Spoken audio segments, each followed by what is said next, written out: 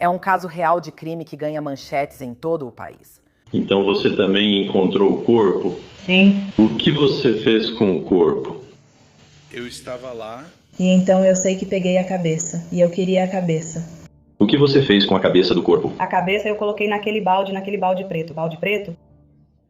Não é muito comum ver uma criminosa sendo acusada de um crime tão hediondo. A corrente chegou a ficar em volta do seu pescoço?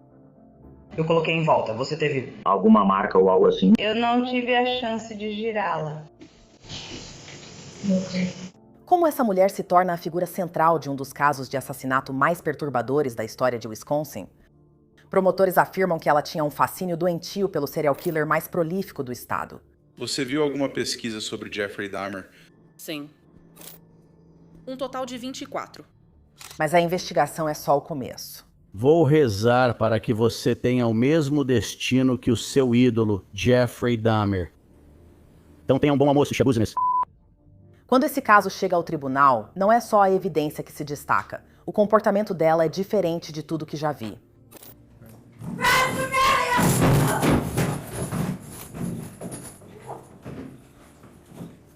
Eu sou Elizabeth Milner e bem-vinda a este episódio de Female Criminals. Sabe, eu venho cobrindo casos de true crime há anos e nunca vi um caso como esse. É em Green Bay, Wisconsin, onde conhecemos a criminosa desta semana, Taylor Shabuziness. Taylor nasceu em Chicago, Illinois, em novembro de 1997. Apesar de ter um sobrenome que dominaria o true crime, ela não nasceu como Taylor Shabuziness. Seu nome de nascimento era Taylor Denise Coronado. Segundo Arturo, pai de Taylor, sua infância foi relativamente normal. Após anos em Chicago, a família mudou-se para Wisconsin quando Taylor estava na 4ª série. Aos 11 anos, o mundo dela virou de cabeça para baixo. Após longa doença, Marla Coronado, mãe de Taylor, faleceu. No ensino médio, o pai Arturo relatou que Taylor passou a se comportar mal. No último ano do ensino médio, Taylor foi expulsa após brigar com outra aluna. Mudou-se para o Texas, onde viveu com os avós e se formou. No entanto, Taylor acaba voltando para Wisconsin, e é lá que ela conhece Warren Chabot. Não está claro para nós exatamente quando o abuso de drogas de Taylor começou, mas, segundo a família, o uso de drogas por Taylor aumentou quando ela começou a namorar Warren, depois que ele supostamente apresentou a Taylor drogas mais pesadas como heroína e metanfetamina. Além de amarem as drogas, eles parecem se amar também. No dia de São Valentim de 2020, Warren Chabot e Taylor estão casados. Taylor Coronado virou Taylor Chabot, mas os recém-casados logo deixam de usar o sobrenome Chabot. Eles acabam adotando o sobrenome incomum Shabuziness como seu sobrenome oficial, supostamente uma ideia que surgiu durante um período de uso intenso de drogas. Taylor segue enfrentando problemas de saúde mental devido ao uso de drogas e logo tem problemas com a lei. De acordo com uma denúncia criminal de 2020, Taylor foi presa por agressão a um policial e por resistir à prisão.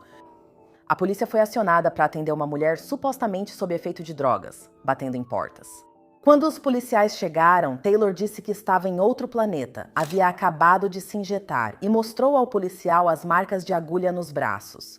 Nesse incidente, Taylor teria chutado policiais que tentaram impedi-la de entrar na frente dos carros. Seu comportamento e saúde mental chegaram a um ponto crítico. É tão sério que o pai dela, Arturo, sentiu que ela precisava ir para o centro psiquiátrico do condado. Ela não estava em um bom estado mental, então eu temia que ela se machucasse. Por isso, eu a levei. Nós dois concordamos, fomos juntos até lá e tentamos conseguir ajuda e então acabou. Ended up, liberando ela e ela voltou para casa e foi basicamente isso. Você deve estar curioso porque o pai da Taylor está algemado e de macacão de detento. Durante o depoimento, ele cumpre pena de 12 anos por agressão sexual de 2º grau a uma criança, acusação a qual teria optado por não contestar a acusação. Certo. Ela recebeu prescrição de medicamentos ou algo assim? Ela estava naquela noite? Não. Mas sim, ela já tomou alguns medicamentos. Ela nunca gostou desses comprimidos. Na verdade, eles a deixavam pior. Eles faziam ela alucinar ou causavam outros problemas? Acho que tudo começou com um Seracol que ela tomou, sabe, lá atrás, sabe? Eu não entendo muito sobre esses remédios controlados, mas eles nunca fizeram bem pra ela. Segundo documentos do tribunal, Taylor foi internada após uma tentativa de suicídio em abril e maio de 2021. Segundo relatos, os médicos diagnosticaram Taylor com transtorno de estresse pós-traumático e transtorno bipolar. No mesmo ano, ela tem o bebê de Warren, mas não parece que criaram a criança juntos. Pesquisei nos registros do Departamento de Correções de Wisconsin. Em maio de 2021, Warren cumpriu pena na prisão por violar a condicional e depois cumpriu pena por acusações federais de drogas. Warren e Taylor ainda estão legalmente casados, mesmo com Warren na prisão. Mas Taylor não pode criar o filho sozinha, então ele vai morar com os avós no Texas. Taylor continua em Wisconsin. Com Warren preso, Taylor reencontra um antigo amigo da escola, Chad Therion. Sua família o descreve como calmo, gentil e compassivo. Mas assim como Taylor, ele também supostamente enfrenta problemas com abuso de drogas. À medida que Chad e Taylor passam mais tempo juntos, o relacionamento deles era menos sobre romance e mais sobre sexo e drogas. E isso nos leva ao início do que acontece em 21 de fevereiro de 2022. Por volta das 21h30 daquela noite, Taylor busca Chad na casa da mãe dele, Tara. Eles vão a um apartamento com um amigo para fumar maconha. Taylor e Chad teriam voltado à casa de Tara e ficado no porão, pois a mãe de Chad e o namorado estavam ausentes. Elas supostamente fumam metanfetamina e injetam o antidepressivo trazodona. A trazodona também é um sedativo. Elas iniciam relações sexuais sob efeito das drogas. A mãe de Chad, Tara, retorna para casa, sem saber que já se despediu dele pela última vez. Ela desce até o porão para ver como Chad está, apenas para se deparar com uma cena que nenhum pai ou mãe deveria presenciar. Momentos depois, uma ligação para o 911 é feita. Não acredito no que está acontecendo, mas minha namorada jura ter achado a cabeça decepada do filho no porão. Você foi lá embaixo? Eu fui lá embaixo. Não consigo entender o que a parte da minha perna que está lutando está dizendo. Preciso ir e estou surtando. Você ouve a voz de Steve Hendricks, namorado da mãe do Chad, Tara. Você disse que foi lá embaixo, correto? Sim, olhei para o túnel, mas não consigo ver direito nem dizer o que é aquilo. Então tem algo no balde, tem algo no balde, tem algo no maldito balde. Ali. Você acha que ela está alucinando ou que o... Eu não acho. Eu fui lá embaixo, não abri o maldito balde. Ou seja, eu não posso. Ela está assustada e te deixando nervoso também. Qual é o sobrenome da sua namorada? Packnick. Posso falar com ela? Sim. Você pode. Olá. Oi, Tara. Então, você pode me dizer o que está acontecendo? Ei, Packnick, meu corpo está em um balde e eu não sei se é meu bebê. O que faz? O quê? O que faz você pensar isso? Porque eu olhei dentro do balde. Quando? O que você viu? Exatamente, o que eu percebi. Ok. Onde está o... Onde está o resto do corpo? Não faço ideia. Policiais do Departamento de Polícia de Green Bay vão até a casa de Tara Packnick, apenas para descobrir um porão digno de filme de terror. Vá bem ali. Olhe para a direita, tem um botão. Vamos apertar e segurar. É isso, olá. Como você está hoje?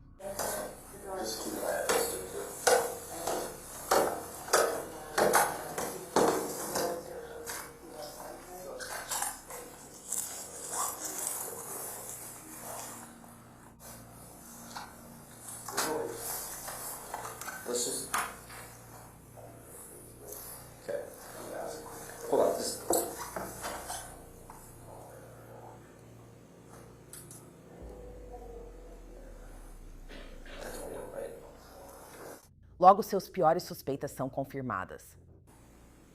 Eu sei que você está ocupado aí, mas... Isso é realmente o que vai ser. Não vai ser uma ocorrência 961 ou 96, então vamos precisar de mais unidades aqui.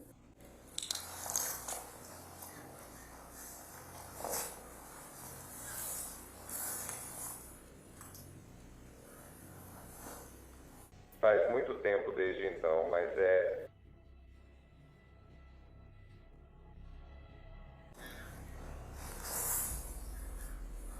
Desde que eu fiz isso, já faz tempo. Eu não sei qual seria a palavra exata.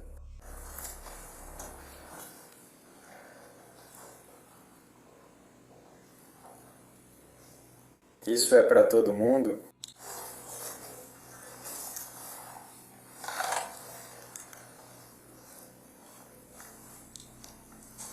No, for real.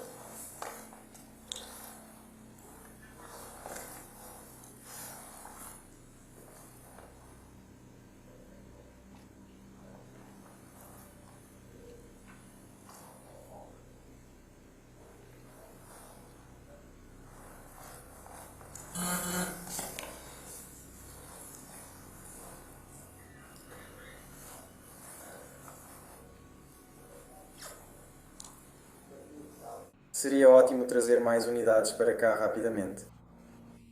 Nós Tem muito sangue aqui, quero vasculhar o resto da casa. Temos certeza de que há 2 pessoas na casa.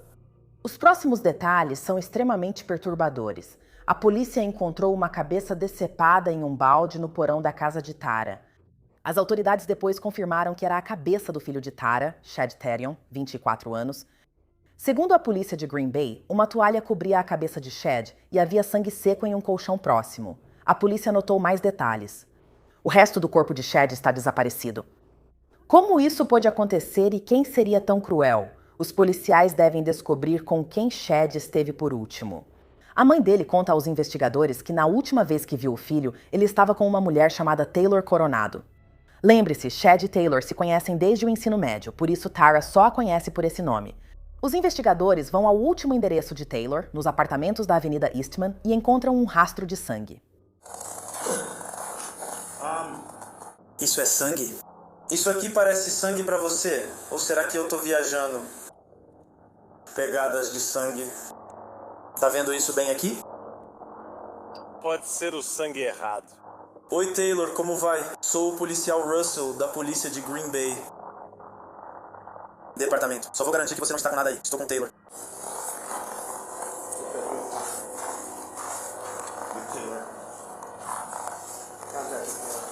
Taylor, você tem mais alguma coisa para o seu... Você tem mais alguma coisa para o seu pulso? Só coloque as mãos atrás das costas, por favor. Temos um Adam 3 chegando? Vai lá fora. Foi isso que encontraram ao voltar. Avise quando todos nós terminarmos. Lia. Os policiais colocam Taylor no banco de trás da viatura. Ela mal diz uma palavra e está surpreendentemente calma para uma mulher que acabou de ser presa por um assassinato brutal.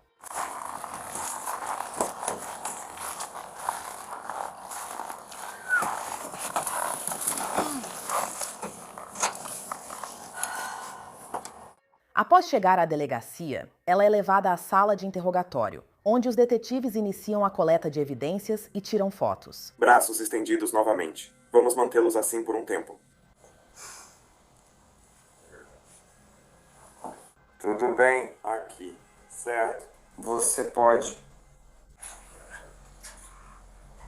fazer isso por mim? Ela troca a roupa de rua pelo uniforme da prisão, é informada de seus direitos constitucionais e se dispõe a falar com os detetives. Normalmente, nos interrogatórios, você vê os investigadores indo devagar com as perguntas, mas não neste caso. Eles precisam saber o que aconteceu naquele porão. Bem, eles encontraram umas coisas meio perturbadoras naquela casa. Sério? É. Muito sangue. Onde está o resto desse corpo? Está lá. Está na casa dele. Está dentro da casa. Está na casa dele. Ok. Alguém estava com ele? É uma boa pergunta, porque eu apaguei durante esse tempo. Você acha que o corpo ainda está lá? Não vejo motivo para não. A menos que ele só tenha ido embora, o que pode ter ocorrido. Você sabe, eu sei. O que você acha, Todd? Ou você não acha nada? Eu estava bem ali ao lado da cama. É que eu estava abraçado com ele ao lado da cama. Você estava o quê? Eu abraçava ao lado da cama. Estamos ouvindo, certo? Taylor Shabazz não só diz que matou Chad, mas também ficou abraçada ao corpo dele depois?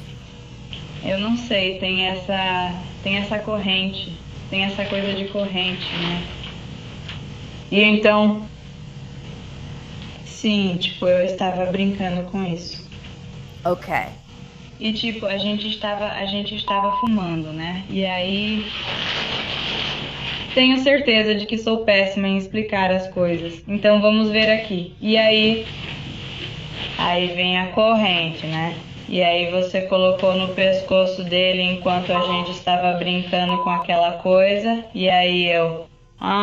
não sei, eu estava colocando e aí eu não sei. Então você está fumando o quê? O que seria isso? Cristal. 10. A maneira como Taylor fala sobre Chad vai te arrepiar. Parece que para ela é só uma piada obscena. Um aviso rápido. Esta próxima parte é sexualmente explícita. Recomenda-se discrição ao ouvinte. Taylor chama esse encontro sexual com Chad de asfixia erótica, que é restringir intencionalmente o oxigênio ao cérebro para excitação sexual. Taylor afirma que isso já ocorrera em encontros sexuais anteriores. Mas desta vez, Taylor diz que colocou uma corrente de metal no pescoço de Chad. Isso seria considerado preliminar? Sim. Sim, foi. E então eu não sei. E então eu simplesmente não parei. Eu não sei por quê. Eu não parei. Eu não parei.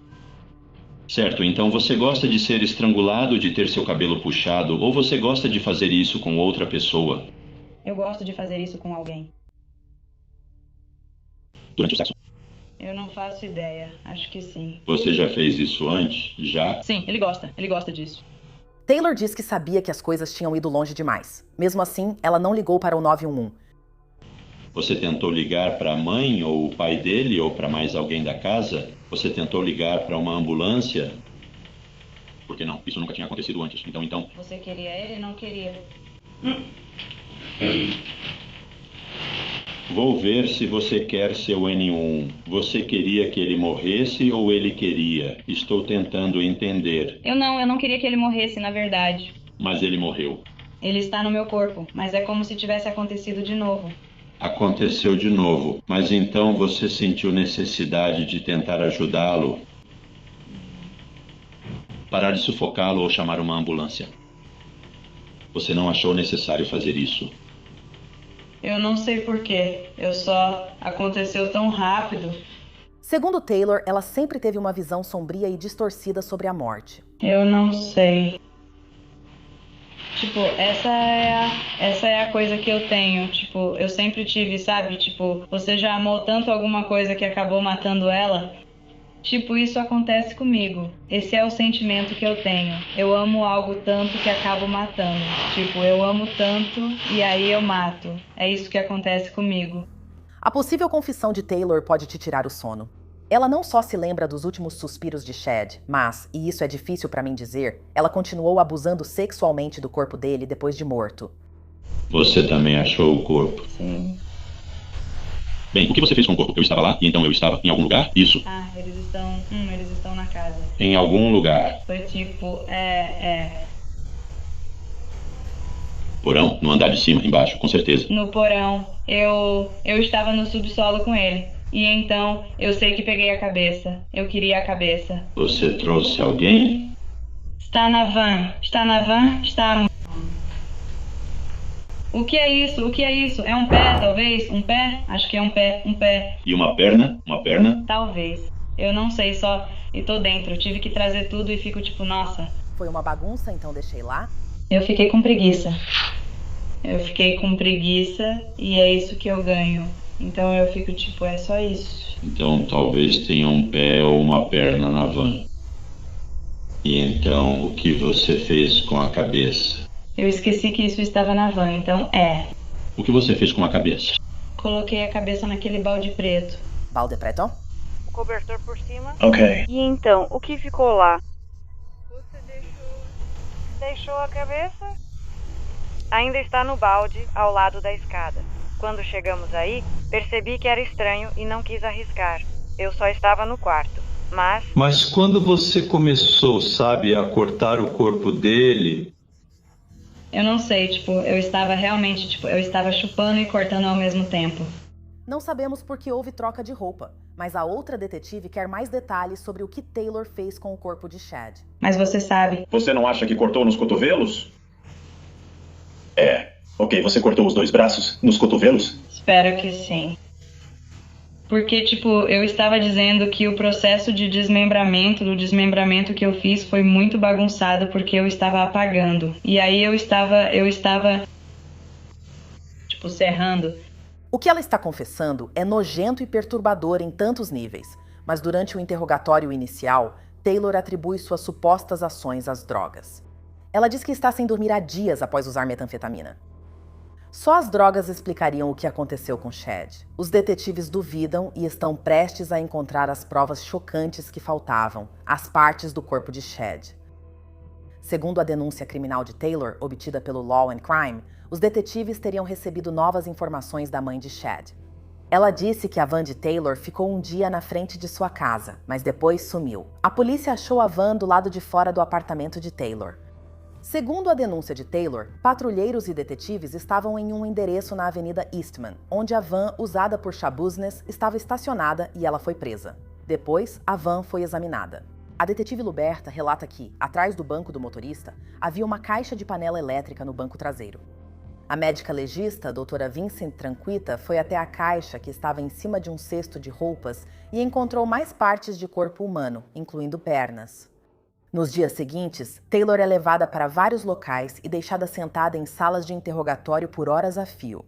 Mas é no banco de trás de uma viatura, a caminho de mais uma rodada de interrogatório, que algo muda e a verdadeira Taylor começa a emergir. Bem, eu estou ficando maluca agora. Tá bom. Não fique muito tempo no banco de trás do meu carro, ok? Eu tô ficando maluca agora. Eu tenho uma coisa pra te contar.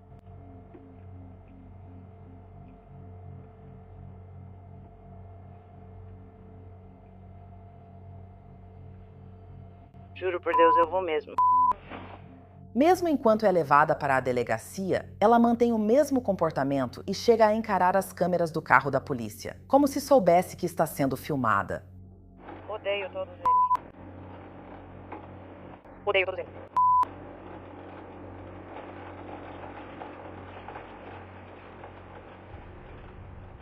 Eu odeio ser dupla. Eu realmente odeio isso o tempo todo. O tempo todo. É meio irritante.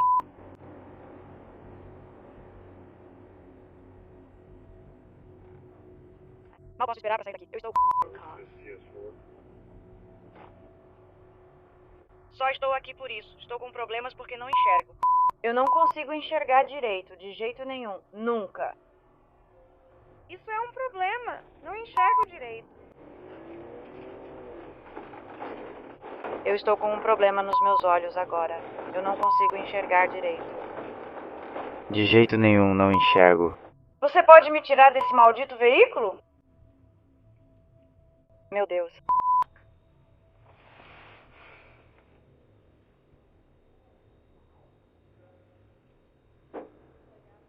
Pelo amor de Cristo, cara. Ela retornou à sala de interrogatório em 28 de fevereiro. No laudo da autópsia da doutora Tranquita, surge outro detalhe perturbador. Os detetives então perguntaram a Taylor sobre isso. Como a médica legista me perguntou, ela tinha alguma experiência como açougueira ou algo assim, e em processamento ou caça de cervos ou algo desse tipo? Não. Ok, é que algumas coisas que ele viu fizeram ele pensar que talvez você tivesse alguma experiência anterior com esse tipo de coisa. Então, sabe, obviamente quando conversamos antes, ele nos contou o que aconteceu com e o porão da mãe dele. Uma das coisas sobre as quais a gente realmente não queria falar muito. Falamos um pouco. É o motivo por quê.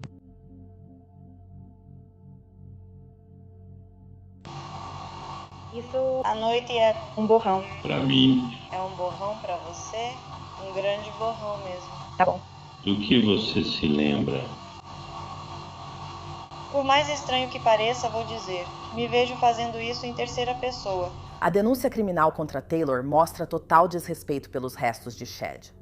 Segundo registros do tribunal, um órgão masculino foi achado no mesmo balde em que estava a cabeça de Chad, junto com fluido corporal e 2 facas.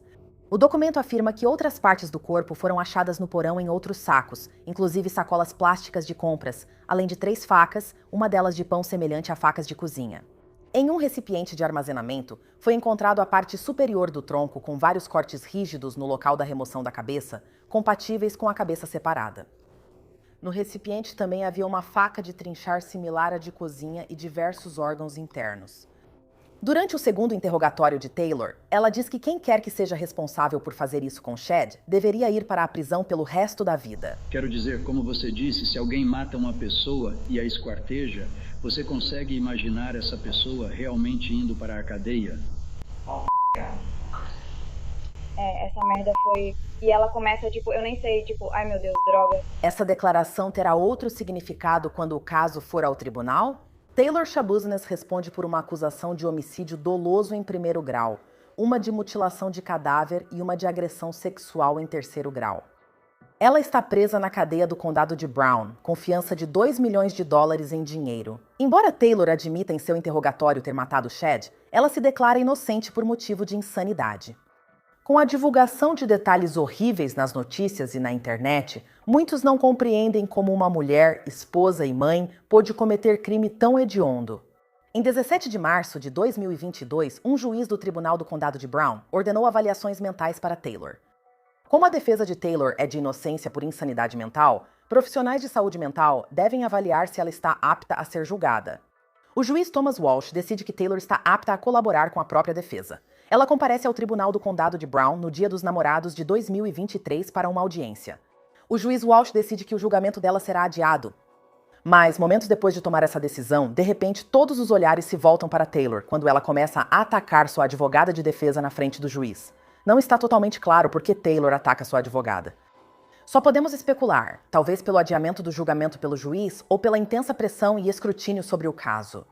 Ou talvez porque hoje seja o 3º aniversário de casamento de Taylor e Warren. De qualquer forma, a advogada Quinty Jolly diz que a relação deles está irremediavelmente quebrada. Ele protocola a petição para deixar o caso de Taylor. Em 27 de fevereiro de 2023, o juiz aprova o pedido.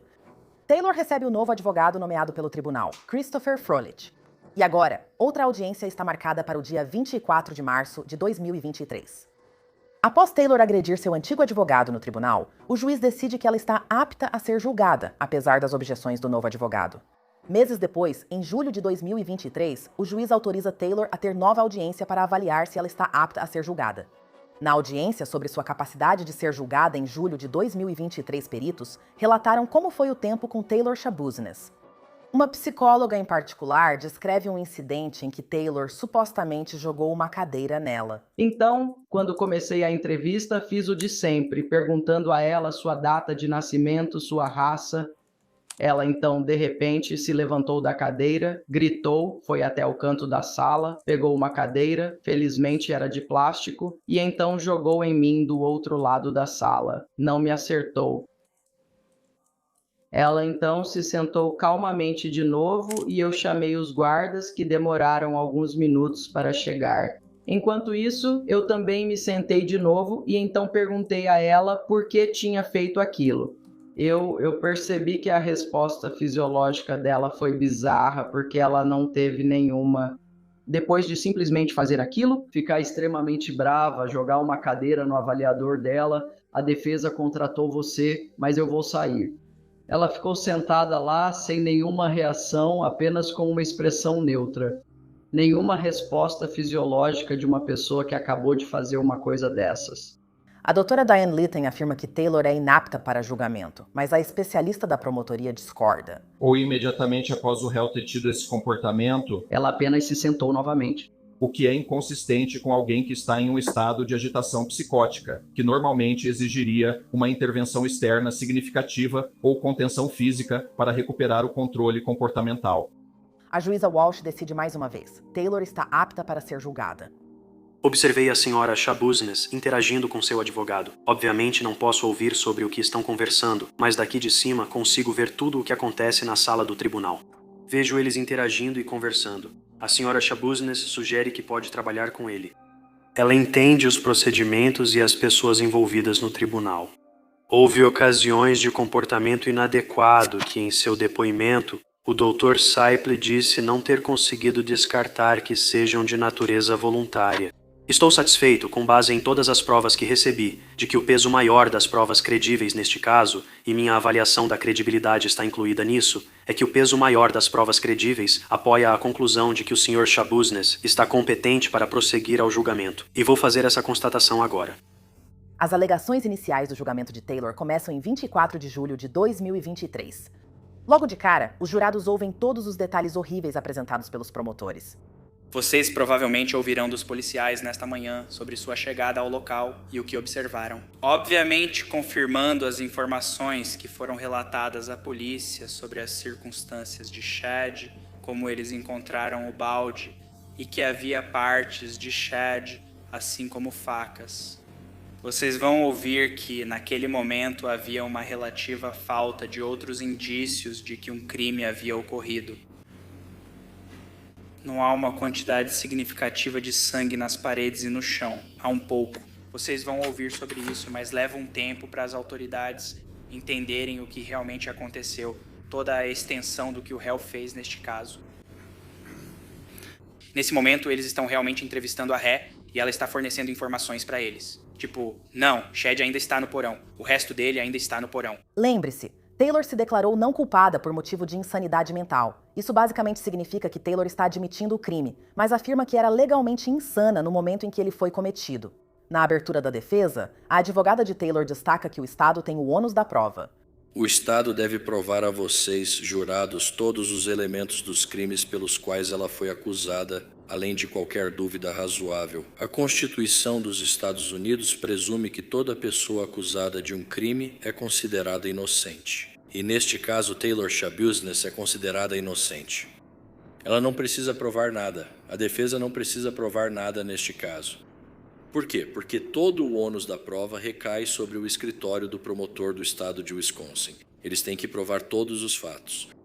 Vocês ouvirão muitos fatos diferentes. Vocês vão ouvir muitos relatos diferentes de testemunhas civis, detetives, policiais, peritos, analistas de DNA, médicos, legistas, tudo isso. Vocês precisarão considerar todas essas informações ao deliberar. Ele está certo. O Estado tem o ônus da prova, mas também possui provas contundentes. Chamam várias testemunhas, como policiais que atenderam à ocorrência e a operadora do 911. Mas para mim, as testemunhas que mais impactaram foram os entes queridos de Chad, como Steve Hendricks, o namorado da mãe de Chad Therian, Tara. Pode me dizer o que aconteceu com isso?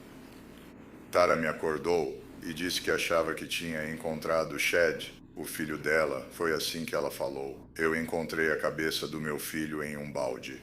Fiquei totalmente atônito. Não acreditei nela. Pensei que ela tinha um surto mental. Achei que ela estava tendo um surto mental ou algo assim. Claro. Então você lembra que horas isso teria acontecido? Tinha que ser entre 2 e 3 da manhã. Eu sei que era no meio da noite. E em algum momento ela volta e te conta alguma coisa. O que você faz então? Eu desço as escadas para ver do que diabos ela tá falando. E eu não consigo ver nada, então... Subimos de novo e pensamos no que fazer. Então, o que especificamente você faz quando desce? Eu fui até o porão e observei o balde que ela mencionou, mas eu não sei. Minha mente bloqueou tudo.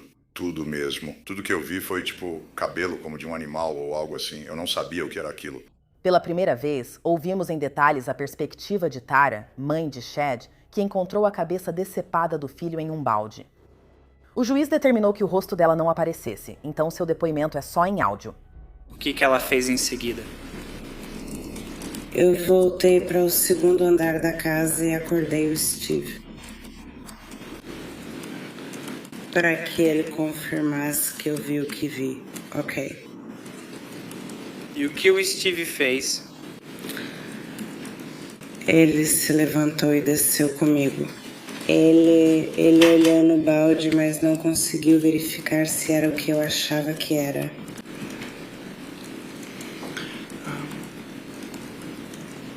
O que você e Steve fizeram depois? Nós voltamos para o andar de cima, para o segundo andar, porque era lá que nossos celulares estavam carregando. E decidimos se íamos ligar para 190 ou para o número de não emergência. Não consigo imaginar encontrar alguém naquela situação, ainda mais alguém que amo. Outra testemunha, a irmã do Chad, Ava, não será mostrada na câmera por decisão do juiz. Ela testemunha que estava realmente em casa, possivelmente ao mesmo tempo que Chad e Taylor. Você chegou a ouvir outras pessoas na casa? Sim. O que você ouviu? Eu só ouvi passos lá embaixo. Quando diz lá embaixo, refere-se às escadas do segundo para o primeiro andar ou às escadas do porão até o primeiro andar? Do porão até o primeiro andar. Você ouviu isso com frequência naquele dia? Sim. E quanto às vozes das pessoas? Você ouviu alguma voz de pessoa na noite do dia 22 para o dia 23? Eu ouvi uma voz feminina. Você sabia quem era? Não. Você chegou a ver alguma mulher na residência naquela data, no dia 22 ou 23? Não. Você se lembra especificamente de algo que a voz feminina disse? Não. Você ouviu duas vozes, uma voz ou mais de duas vozes? Apenas uma voz.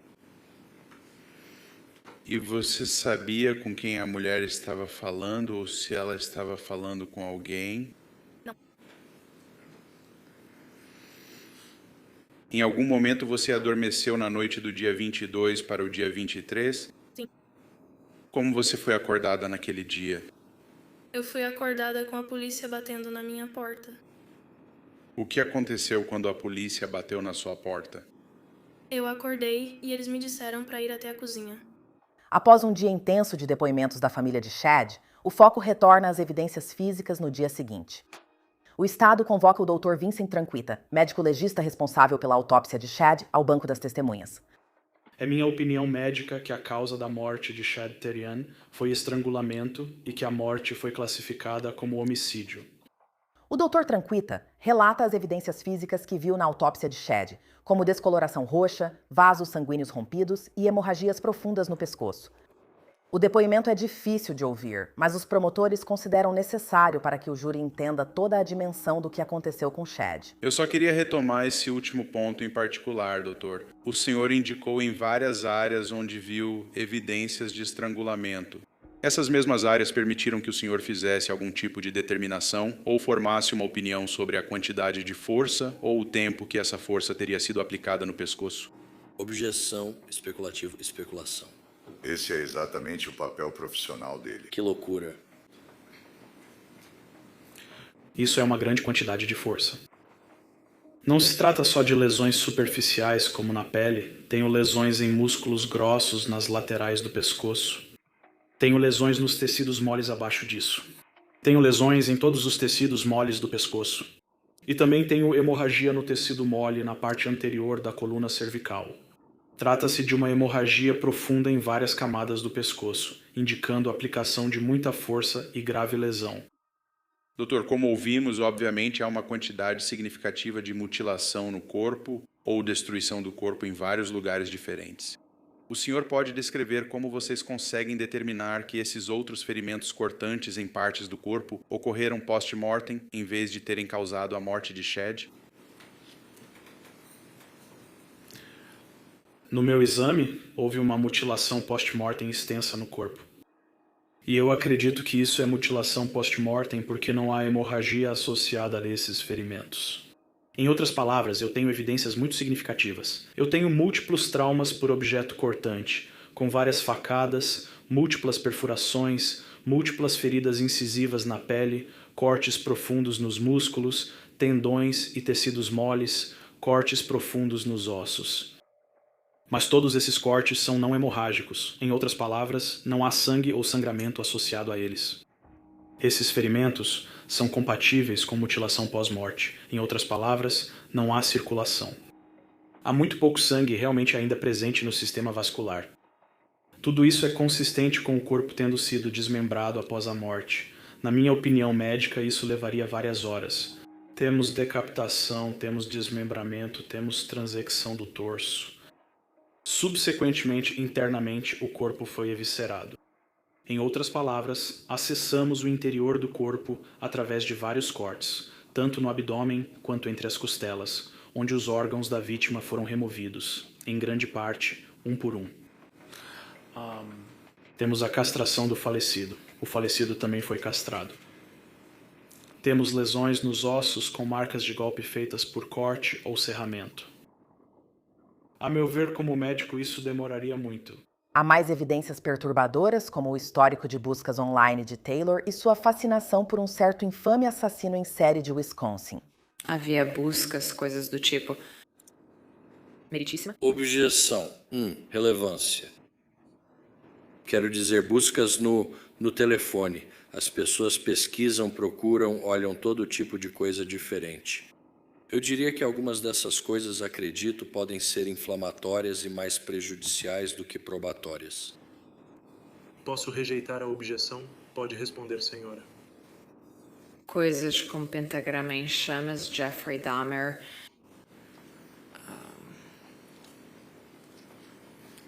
Coisas assim desse tipo, kkk, acredito, é uma delas. E detetive, você sabe, você anotou as datas e horários das respectivas buscas que considera relevantes? Foi por volta da época do homicídio. Nos dias imediatamente anteriores? Nos dias anteriores, sim, ela pesquisou sobre Jeffrey Dahmer.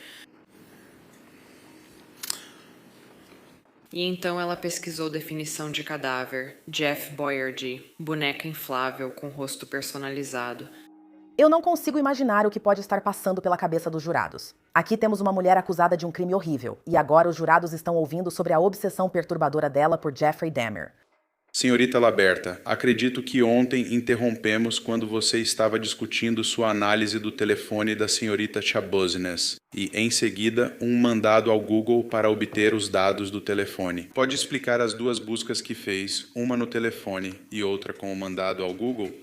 Claro. A primeira busca que eu fiz no telefone, no próprio aparelho celular, foi realizada em 2 de março e envolveu apenas o conteúdo do telefone. E então, ao discutir isso com a analista forense de informática Donovsky, ela sugeriu que um mandado adicional poderia ser feito para obter mais informações sobre os endereços de e-mail, os endereços do Gmail que estavam conectados ao telefone. Foi um mandado e uma busca totalmente separados. E quando você estava revisando o próprio telefone, a extração do próprio telefone, em 2 de março de 2022, você notou alguma pesquisa relacionada a Jeffrey Dahmer? Sim. Havia uma, mais de uma, quantas? 24 buscas no total, como coisas do tipo Jeffrey Dahmer, Jeff Boyardee, bunda do Jeffrey Dahmer, Dahmer entrando sexy no tribunal. Ela está com o celular ao lado da cabeça. Tem uma foto do Jeffrey Dahmer na tela do celular e ela está tirando uma selfie com ele, sorrindo, como se eles estivessem tirando uma selfie juntos. Qual a data dessa foto? Isso foi em 12 de fevereiro de 2022. Talvez os jurados notem que Taylor fez essa selfie dias antes do assassinato de Chad. No dia seguinte, a promotoria encerra sua apresentação. A defesa decide não apresentar testemunhas e Taylor decide que não vai depor. Você entende isso? Sim, eu entendo. Tudo bem. Seu advogado me informou que gostaria que eu lesse esta instrução para o júri. Isso está correto? Sim. E você concorda com isso? Sim. Precisa de mais tempo para falar com ele sobre isso? Não. Tudo bem. Com todas as provas apresentadas, chegamos às alegações finais. Caleb Saunders pela acusação. Naquela entrevista, houve vários momentos em que a ré revela claramente sua intenção, certo? O rosto dele estava ficando roxo, não? Ela descreve isso e como ele estava tossindo sangue. E você sabe que isso é verdade, certo? Porque você ouviu o depoimento do Dr. Tranquita. Você viu aquelas fotografias. Ela está vendo isso pessoalmente. E mesmo assim, o que ela diz, mesmo assim, eu não parei. Não. Ela percebeu o batimento cardíaco dele, falou sobre isso, continuou puxando e ele não morria. Eu só queria ele. Fiquei tipo, caramba. Tudo bem. Ela admite que o Chad está lutando e resistindo agora, certo? Você também soube pelo Dr. Tranquita que, em certo momento, surgiram sinais disso quando a coleira deslizou pela língua. Ela está te dizendo, eu estava esperando ele morrer. Eu gostei disso. Nos argumentos finais, a defesa reafirma que Taylor não estava em plenas condições mentais e que suas declarações no interrogatório não devem ser interpretadas literalmente. Fala Christopher Frolic, pela defesa. Ela diz não sei responder a algumas das perguntas que os detetives fizeram a ela. Você se lembra de ter visto o vídeo na tela? Peço que você se lembre que ela deu risadas inadequadas, sorrisos inadequados, respostas estranhas. Afirmo que ela indicou que não teve relações sexuais. Ela não teve relação pênis-vagina com Chad Terrien. Ela indicou que chegou à residência e eles desceram, e M5 minutos foram aos finalmente, seja lá o que isso signifique. Ela falou durante a entrevista com o detetive Raff sobre reconstruir músculo ou reconstruir em músculo. Às vezes ela não respondia. Ela falou sobre ouvir tiros, mas acredito que o detetive Raff disse que não houve tiros na área de Stony Brook, Eastman Avenue ou algum outro lugar. Ela disse que estava paranoica. Ela disse coisas estranhas, tipo, eu não gosto de espaços abertos. Eu não gosto de espaços abertos. Ninguém tirou a roupa. Nada de beijos. O júri delibera sobre o caso, e acho que nunca vi um veredito sair tão rápido. O júri delibera por menos de 1 hora. O veredito foi lido. Nós, o júri, consideramos Taylor Denise Chabuznes culpada de homicídio doloso em 1º grau, conforme a primeira acusação. Datado deste dia 26 de julho de 2023, assinado pelo presidente do júri. O segundo veredito declara: nós, o júri, consideramos a ré Taylor Denise Chabuznes culpada de mutilação de cadáver, conforme a segunda acusação da denúncia, datada de 26 de julho de 2023, assinada pelo presidente do júri. O próximo veredito afirma: nós, o júri, consideramos a ré Taylor Denise Chabuznes culpada de agressão sexual de 3º grau, conforme a terceira acusação. Datado deste dia, 26 de julho de 2023, assinado pelo presidente do júri. O caso de Taylor ainda não acabou. Como ela se declarou não culpada por motivo de insanidade no dia seguinte ao veredito, o caso dela passou para a segunda fase. Durante a segunda fase, são o mesmo juiz e o mesmo júri. A diferença é que a defesa precisa provar e convencer o júri de que Taylor Chabuznes se enquadra no critério legal de insanidade. Esse veredito pode decidir se Taylor ficará presa para sempre ou será internada em uma instituição estadual de saúde mental. Veja o advogado de defesa, Christopher Froelich, em sua declaração de abertura. Então, a defesa realmente tem o ônus da prova sobre essa questão de saber se nossa cliente é responsável por esses crimes. Mas acreditamos que o testemunho e as provas vão mostrar que, no momento do crime, ela realmente tinha uma doença ou um defeito mental. Acreditamos que as informações e depoimentos vão mostrar e esperamos que vocês concluam isso. Ela não tinha capacidade substancial para compreender a ilicitude de sua conduta ou para ajustar seu comportamento às exigências da lei. E o que eu peço é que vocês apenas sentem-se, ouçam atentamente o que esses especialistas têm a dizer e então cheguem a um resultado justo e imparcial. Obrigado. A acusação considera o argumento direto. Caleb Saunders, da acusação, fala novamente. Vamos abordar o óbvio. O que Chabuznes fez com Chad é perturbador. É um comportamento que não vemos com frequência. É um comportamento que faz pensar: essa pessoa não devia estar em seu juízo perfeito quando isso ocorreu. Não vou tentar convencer vocês do contrário. Mas vocês já ouviram atentamente as provas e seguiram as orientações legais dadas pelo juiz. E vocês continuarão fazendo isso daqui pra frente também. Porque vocês serão informados sobre o que é uma doença ou defeito mental e o que não é. Uma doença mental não é conduta antissocial. Não é uma conduta provocada pelo uso de uma substância controlada, um estado mental temporário causado por uma substância controlada. Uma pessoa não é considerada doente mental só porque comete algo que é antinatural, que é tão enorme que está além da compreensão, certo? Vocês serão informados que isso não são doenças ou defeitos mentais. Então, por mais perturbador que seja o comportamento sobre o qual vocês já ouviram falar e realmente possa ser, não é aí que a análise termina. Desta vez, ao contrário da primeira fase do julgamento de Taylor, a defesa apresentou testemunhas.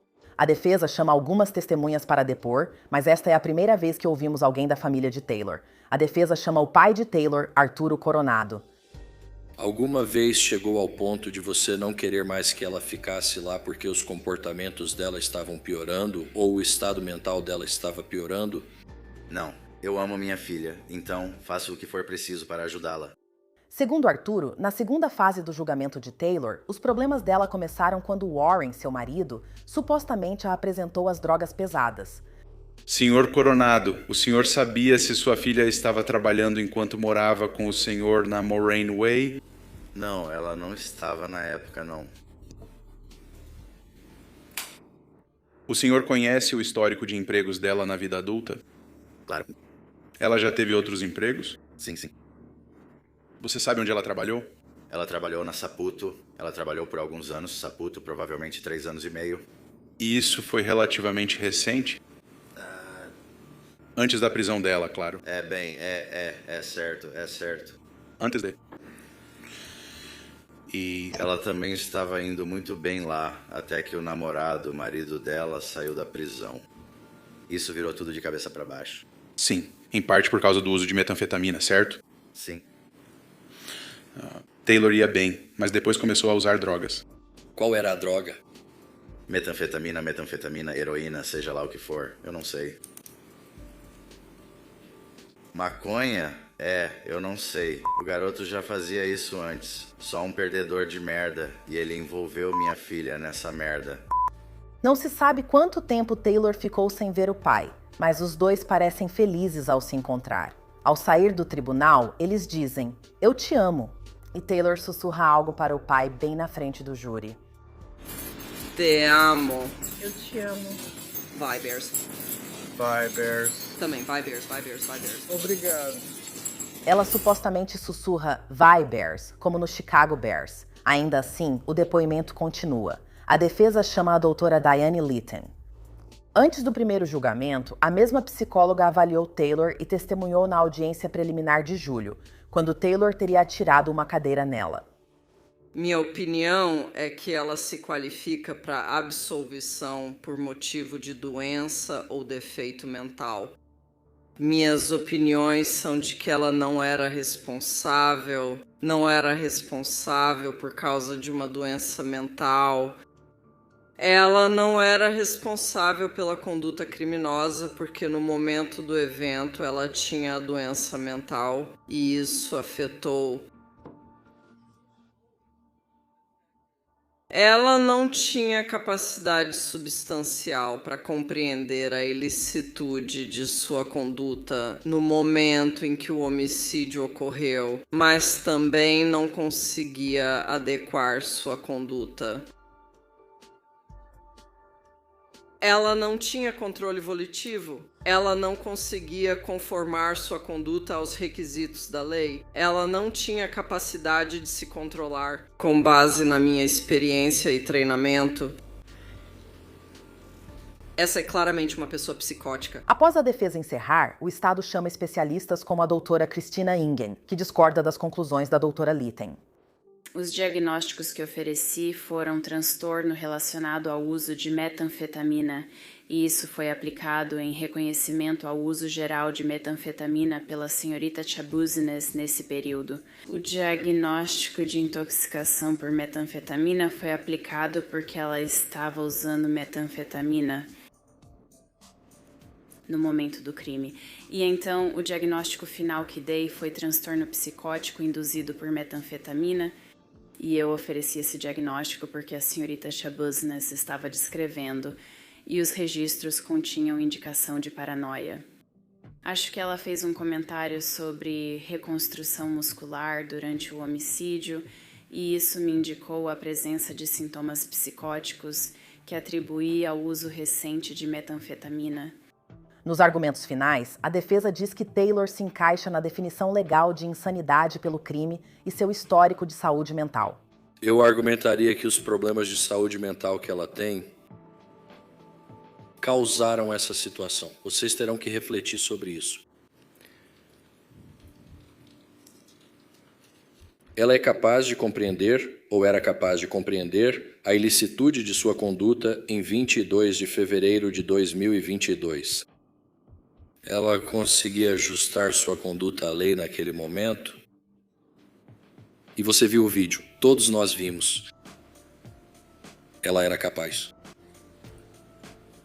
Foi muito bizarro, muito incomum, muito estranho. O comportamento dela?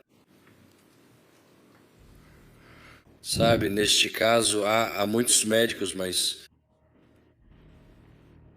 Doutora Engin, sabe, ela nunca soube da ordem de internação compulsória. Vamos lá. Ela não sabia sobre uma ordem judicial e ela é doutora e merece respeito, mas algo aconteceu aqui que passou despercebido e ela não sabia dessa ordem de internação compulsória ou de medicação. E então temos o Dr. Seipel, sabe? Ele pegou os registros do Belin, pegou eles comigo. E, sabe, ele faz um relatório para esse caso e eu acho isso incrível. É incrível que ele não envie, com todo o respeito a ele não envie os registros do Belin para a doutora Engin, sabendo que ela vai vir aqui e testemunhar em um tribunal na frente de vocês, jurados. Eu acho isso inacreditável. Eu não faço as leis. Você conhece a lei porque o juiz a leu para você. Considere se ela é responsável devido à doença ou defeito mental. Então você tem que pensar em tudo isso. A defesa não falhou. Existem inúmeras evidências do histórico de saúde mental dela. A promotoria afirma que o transtorno bipolar de Taylor não explicava nem sequer justificava o assassinato de Chad. Acho que foi a droga. Eu culpo as drogas e a ressaca delas. Quase não uso drogas, fico meses sem, depois uso novamente. Admitindo em várias ocasiões, tanto para avaliadores quanto para a polícia, que consumiu uma quantidade significativa de metanfetamina antes desses crimes, admitindo que ela e Chad estavam fumando metanfetamina antes. Ela relata que ainda estava sob efeito de metanfetamina durante o desmembramento. No fim das contas, é disso que se trata esse caso, certo? Porque, como ouvimos de, acho que todos os médicos, é difícil diferenciar sintomas psicóticos do uso de drogas. Quando alguém tem doença ou defeito mental e usa metanfetamina voluntariamente, é difícil afirmar que isso ocorre por outro problema de saúde mental subjacente. Isso faz sentido para nós, pelo nosso bom senso. No fim, é sobre isso que trata o caso. Como na primeira fase, os jurados deram o veredicto em menos de 1 hora. Na época dos crimes, o réu tinha doença ou deficiência mental? Resposta: não. Não há resposta então para a pergunta 2. Está datado de hoje, 27 de julho de 23, assinado pelo presidente do júri. Não houve jurados dissidentes. Isso agora significa que Taylor provavelmente enfrentará o resto da vida em uma prisão estadual de Wisconsin. A sentença de Taylor está marcada para 26 de setembro de 23. Ela terá que enfrentar a família de Chad novamente. Ao chegar ao tribunal para a audiência, os policiais já estão em alerta máximo. Ela é forçada a usar uma máscara anti-cuspe e fica algemada à cadeira, mas a família de Chad não se importa. Provavelmente será a última vez que eles verão a mulher que assassinou e mutilou Chad na mesma sala. Nos declarações de impacto da vítima, familiares, como o tio de Chad, Kelly, revelam abertamente seus sentimentos por ela. Não faz sentido nem ter liberdade condicional para tentar reconquistar a confiança de alguém assim. Sabe, porque isso é a coisa mais vil que uma pessoa pode fazer. Sabe o que quero dizer? Eu não entendo isso. E o principal é, sabe? Como eu disse, a ajuda é gratuita e disponível. Você escolheu não aceitar, sabe? Tenho certeza de que você sabia que tinha um problema. Sabe, você não pode culpar a infância por isso. Sabe, existe ajuda por aí. E se você tivesse procurado ajuda, não estaria nessa situação agora. Nenhum de nós estaria nessa situação. Mas escolher o caminho covarde que você escolheu e fazer outras pessoas sofrerem porque você estava sofrendo é realmente... Então esse nome, Taylor, vai te engolir e te cuspir fora. E eu não sou um homem de oração, mas... Depois da sentença de hoje do juiz Walsh, eu vou rezar para que você tenha o mesmo destino que seu ídolo, Jeffrey Dahmer. Então tenha uma boa vida. Mas o pai de Chad, Michael Therion, surpreende a todos com sua declaração. Taylor, eu só queria dizer que... Eu te perdoo pelo que fez ao meu filho. E... sim, você fez uma escolha ruim e terá que conviver com isso. Mas... sabe, vou sentir falta do Chad. Ele também era uma criança maravilhosa, crescendo, sempre educado e feliz. E eu sei que você fez uma escolha ruim. E como eu disse, eu te perdoo. Vou pedir ao juiz se ela pode voltar às ruas algum dia. Pode não ser em breve, mas eu acredito que todo mundo faz escolhas ruins e talvez não nessa escala, mas eu acho que há muita esperança para você. Eu acho que, sabe, você pode aproveitar seu tempo e se tornar uma pessoa melhor e fazer grandes coisas. Ainda assim, sabe, não adianta nada eu te odiar, sabe? Eu sei. Eu sei que você tem um coração. Eu sei que você tem uma mente. Eu não te desejo mal. E eu espero que as coisas corram bem para você. Só isso que tenho a dizer. Obrigado. Para a sentença de Taylor, acusação e defesa fizeram recomendações, mas a decisão é apenas do juiz. Esse crime ofende a decência humana, ofende a dignidade humana e ofende a comunidade humana. Realmente ofende. Quando alguém perde a vida desnecessariamente, é trágico. Realmente é. É trágico para a família, os amigos e a comunidade. Quando a vida é tirada de uma pessoa da forma que foi neste caso, onde os restos da vítima são cortados e embalados em recipientes, é difícil enxergar qualquer traço de humanidade nessas ações. Realmente é. A necessidade de proteger o público é um fator importante que o tribunal também deve considerar. Diante do que mencionei, fica claro que é preciso proteger o público neste caso. Como eu disse, esse comportamento parece tão distante da comunidade humana que chega a ser imprevisível.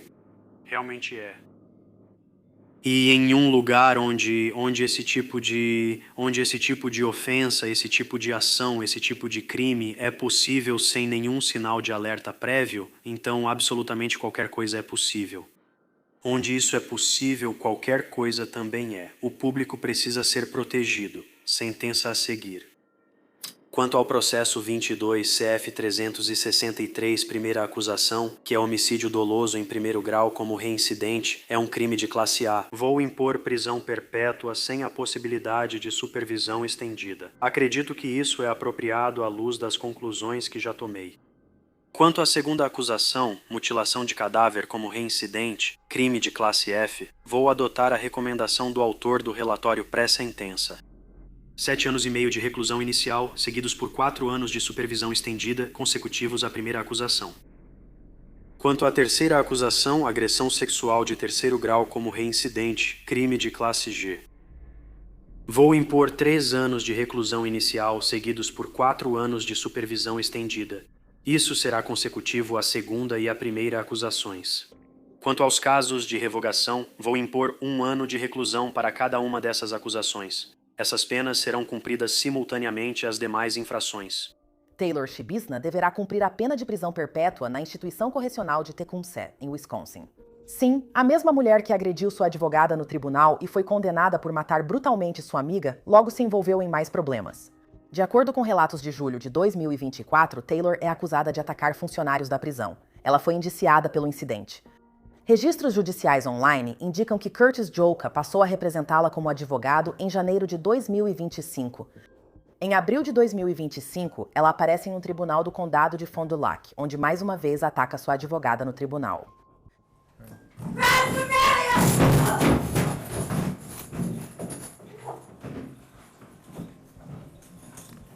Após o ataque, Curtis Joka pediu ao juiz para deixar o caso, mas o juiz quis prosseguir. O processo continuou, desta vez com Taylor por videoconferência. Registros do tribunal indicam que, após a audiência, Curtis Joka deixa a defesa de Taylor e Christopher Froelich reassume a representação. Meses depois, em outubro de 2025, Taylor não contesta a acusação de perturbação da ordem. Em dezembro de 2025, uma juíza sentencia Taylor Shabusnes a mais 90 dias de prisão, que serão cumpridos consecutivamente à sua sentença atual. Registros online do Departamento de Correções de Wisconsin indicam que ela segue presa na instituição correcional de Tecumseh. Esse caso foi perturbador e difícil de cobrir. Obrigada por acompanhar. Sou Elizabeth Milner e nos vemos na próxima semana com outra criminosa.